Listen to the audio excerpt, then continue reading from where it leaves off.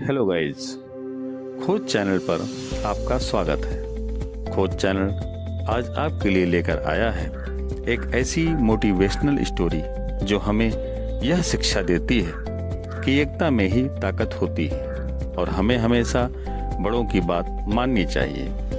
दोस्तों, यह बात तय है कि हम कोई भी कार्य करें, अगर उसमें एकता का भाव नहीं है तो वह कार्य नहीं हो सकता।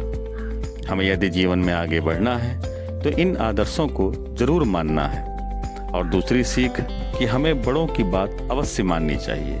तो दोस्तों, बड़े अनुभवी होते हैं, जीवन के चढ़ाव उतार देखे होते हैं, अतएव उनकी गाइडेंस जरूरी होती है। और हम तो कहते हैं कि बिना बड़ों की आज्ञा के जीवन में कोई काम न करो, अगर करो तो बड़ों के आशीर्वाद के साथ।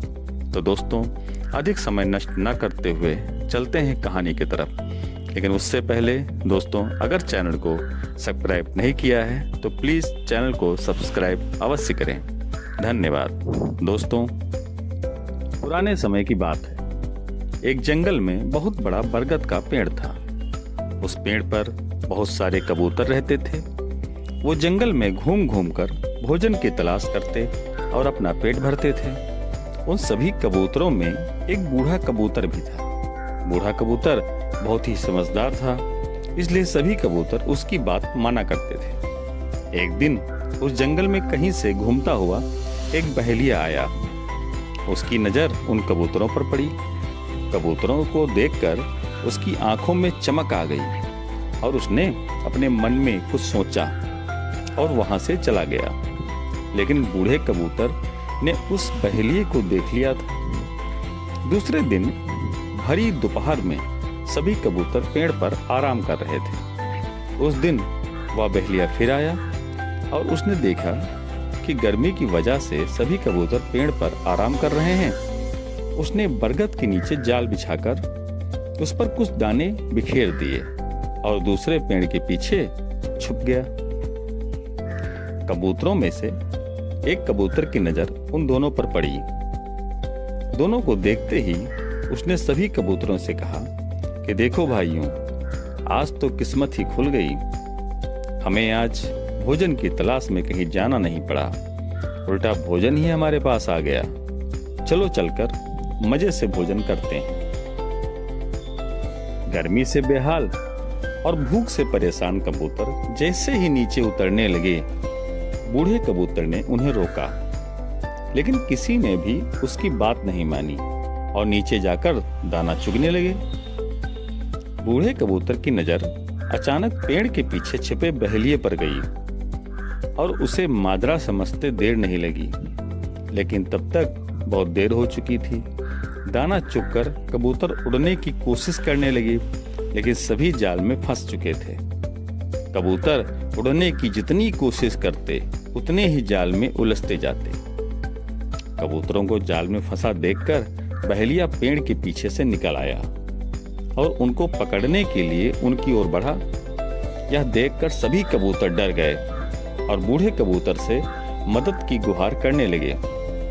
तब बूढ़ा कबूतर कुछ सोचने लगा और बोला कि जब मैं कहूं तब सभी एक साथ उड़ने की कोशिश करेंगे और उड़कर सभी मेरे पीछे चलेंगे। कबूतर कहने लगे कि हम जाल में फंसे हैं, कैसे उड़ पाएंगे। इस पर बूढ़े कबूतर ने कहा कि सभी एक साथ कोशिश करेंगे तो उड़ पाएंगे। सभी ने उसकी बात मानी और उसके कहने पर सभी एक साथ उड़ने की कोशिश करने लगे। उनके इस प्रयास से वो जाल सहित उड़ गए और बूढ़े कबूतर के पीछे पीछे उड़ने लगे। कबूतरों को जाल सहित उड़ता देख बहेलिया हैरान रह गया, क्योंकि उसने पहली बार कबूतरों को जाल लेकर उड़ते देखा था। वह कबूतरों के पीछे पीछे भागा, लेकिन कबूतर नदी और पर्वतों को पार करते हुए निकल गए। इससे बहेलिया उनका पीछा नहीं कर पाया। इधर बूढ़ा कबूतर जाल में फंसे कबूतरों को एक पहाड़ी पर ले गया, जहां उसका एक चूहा मित्र रहता था। बूढ़े कबूतर को आता देख उसकी खुशी का ठिकाना नहीं रहा। लेकिन जब बूढ़े कबूतर ने सारा किस्सा सुनाया तो उसे दुख भी हुआ। उसने कहा कि मित्र, चिंता मत करो, मैं अभी अपने दांतों से जाल को काट देता हूँ।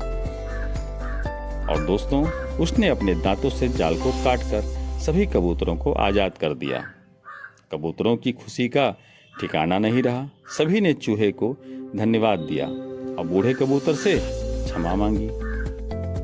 दोस्तों, कहानी से सीख। इस कहानी से यह सीख मिलती है कि एकता में ही ताकत होती है और हमें हमेशा बड़ों की बात माननी चाहिए। तो दोस्तों, आज की ये प्रेरणादायक कहानी आपको कैसी लगी? अगर कहानी पसंद आई हो तो प्लीज चैनल को सब्सक्राइब और वीडियो को लाइक अवश्य करें। जय हिंद, जय भारत।